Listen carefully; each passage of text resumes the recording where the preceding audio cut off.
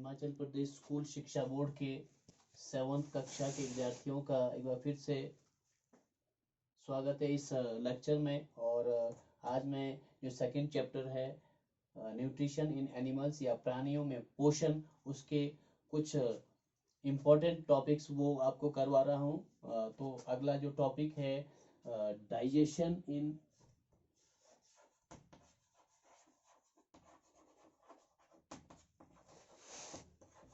Humans.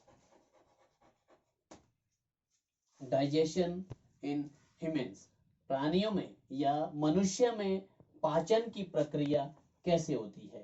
तो यहाँ पे एक थोड़ा सा डायग्राम मैं आपको बना के दिखाऊंगा। तो आप सब ने भी घर में जरूर इसको प्रैक्टिस करना है। इस तरह से इस बोर्ड में ज्यादा बड़ा बना पाना संभव नहीं है। एक नली नाक से, उसके बाद दूसरी नली आपके मुख से जाती है, ये दोनों नली आगे मिल जाती है। एक नली आपके श्वसन तंत्र में जाती है, इसको मैंने अलग सा बना दिया, और एक नली आपके पाचन तंत्र के लिए जाती है। और यहाँ पे आमाशय का हिस्सा होता है इस तरह से, और आमाशय जो है के बाद आपकी छोटी आंत होती है। छोटी आंत ये इस तरह से बहुत कुंडलित होती है। पहले मैं इसको यहाँ पे बड़ी आंत का हिस्सा बना रहा हूँ। बड़ी आंत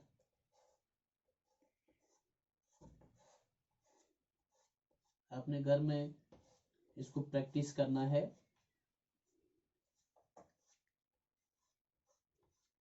इस तरह से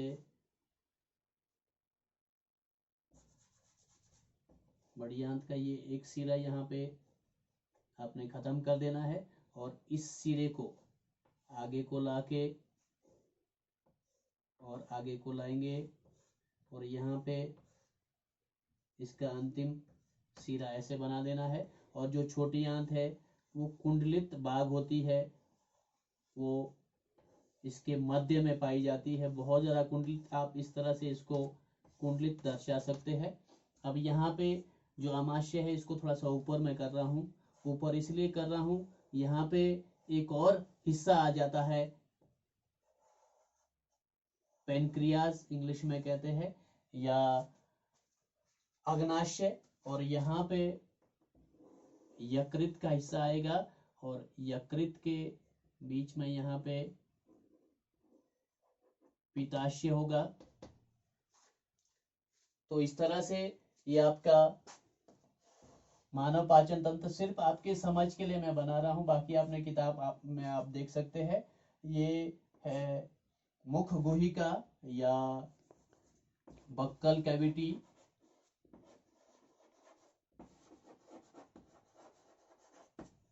ये ईसोफेगस,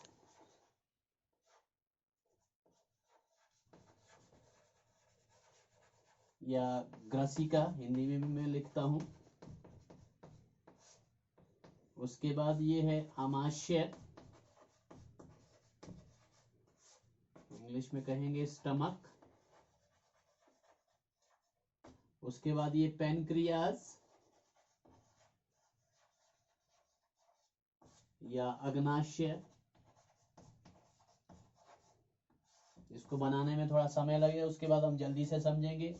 ये है बड़ी आंत, या इसको बृहदांत हम लिख देते हैं, बृहदांत या लार्ज इंटेस्टाइन।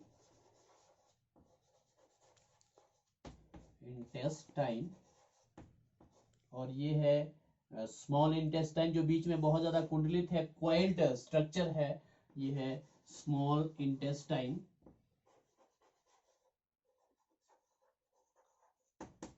या इसको कहते हैं क्षुद्रांत। और ये लीवर है, मैं यहीं पे लिख रहा हूं बीच में यकृत। और ये जो एक गोल सा भाग है, इसको मैं बाहर करके लिख रहा हूं, ये है पित्ताशय।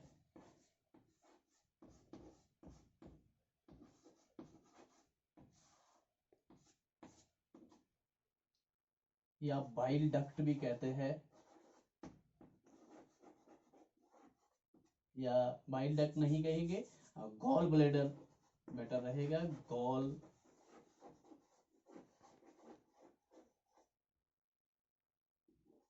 Gall bladder. तो इस तरह से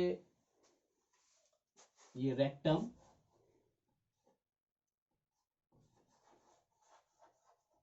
और अंत में जो सीरा खुलता है वो है एनस या गुद्दा इसको कह सकते हैं। तो इस तरह से हमारा ये जो ह्यूमन का डाइजेस्टिव सिस्टम, मैंने यहाँ पे लिखा है ह्यूमन डाइजेस्टिव सिस्टम, मैं ऊपर लिख रहा हूं डाइजेस्टिव सिस्टम। तो ह्यूमन डाइजेस्टिव सिस्टम जो है एक कंटिन्यूअस, एक सतत नली, एक कंटिन्यूअस कैविटी है जो आपके बक्कल कैविटी या मुख गुहिका से शुरू होकर, मुख गुहिका, यहाँ पे लिखता हूं मैं, मुख गुहिका से शुरू होकर आपके एनस या गुद्दा, ये रेक्टम है, मलाशय या गुद्दा या एनस में ये खत्म होता है। तो इस तरह से यहाँ पे आपने समझना है कि किस तरह से हम क्या करते हैं। जब हम कोई भी भोजन खाते हैं, भोजन को पहले मुंह में चबाया जाता है, च्युइंग जो प्रक्रिया होती है वो मुंह में होती है। अब उसके लिए प्रकृति ने हमें जो है 4 प्रकार के दांत दिए हैं। तो आपने यहाँ पे देखना है कि कौन कौन से प्रकार के वो दांत है। मैं चारों प्रकार के दांत आपको बनाने की कोशिश कर रहा हूं। ये पहला प्रकार का दांत है और इसमें जो है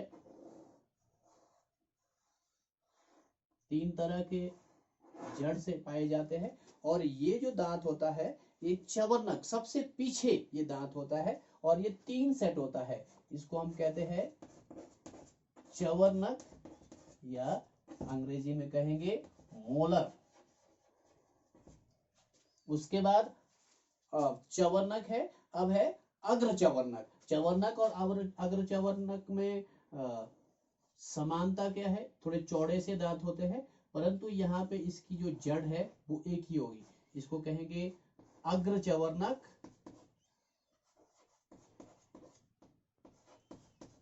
अग्र चवर्णक या प्रीमोलर।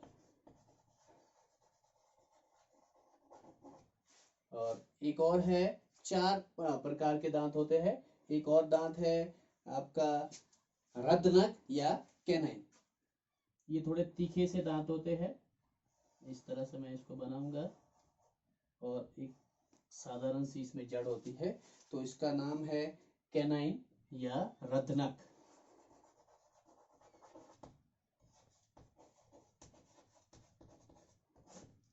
और अंतिम प्रकार का दांत है, यहीं पे मैं साइड्स में बना रहा हूँ। आगे ये दांत होता थोड़ा सा चौड़ा सा होगा और इसमें भी एक ही जड़ होती है और इसका नाम है इंसीजर या कृंतक। इंसीजर और हिंदी में कहेंगे कृंतक। तो इस तरह से ये 4 प्रकार के दांत जो है उस भोजन पदार्थ को चबाने में हमारी मदद करता है।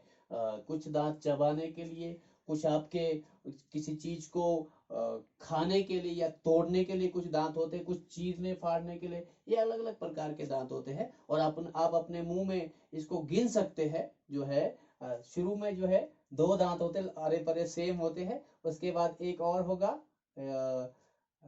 आगे 2 है, उसके बाद एक साइड में है 2 और एक 3, और 3 2 पीछे अगर चवर्णक, 3 2 5 और चवर्णक 3 पीछे, जो जिसको हम मोलर कहते हैं। इस प्रकार एक सेट में 8 और 8 दूनी 16।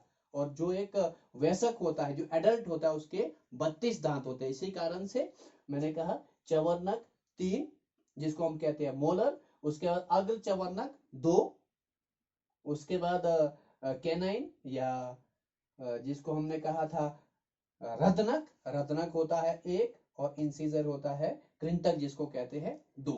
तो इस तरह से आप इसको गिन सकते हैं। इसका इन दांतों का काम है भोजन पदार्थों को, बहुत सारे सख्त भोजन भी आप खाते हैं, उसको चबाना और आसानी से, ताकि वो आपके ग्रसिका में, क्योंकि ग्रसिका है या कोई भी आपका आंतरिक शरीर का भाग है वो बहुत ही नाजुक होता है, उसमें कोई दर्द ना हो, कोई उसमें चोट ना लगे उसमें आंतरिक, इसीलिए हम उस भोजन पदार्थ को जो है वो आसानी से चबा के नरम कर देता है। उसके बाद भोजन पदार्थ जो है आपके इसोफेगस या ग्रसिका में जाएंगे और मुंह में जो है लार जो होता है, लार के लिए सलाइवरी ग्लैंड्स होते हैं, लार जो है भोजन पदार्थों को नरम कर देता है, थोड़ा सा गीला कर देता है, ताकि वो आसानी से आपके ग्रसिका में जाए। और उसके बाद ग्रसिका में वो चला जाएगा। ग्रसिका में जाने के बाद ग्रसिका की जो भित्ति जो होती है वो मांसपेशीय भित्ति होती है, मोटी भित्ति होती है, और इसमें सिकुड़न होने से जो भोजन पदार्थ है वो धीरे धीरे इसमें सिकुड़न होने से भोजन पदार्थ नीचे की ओर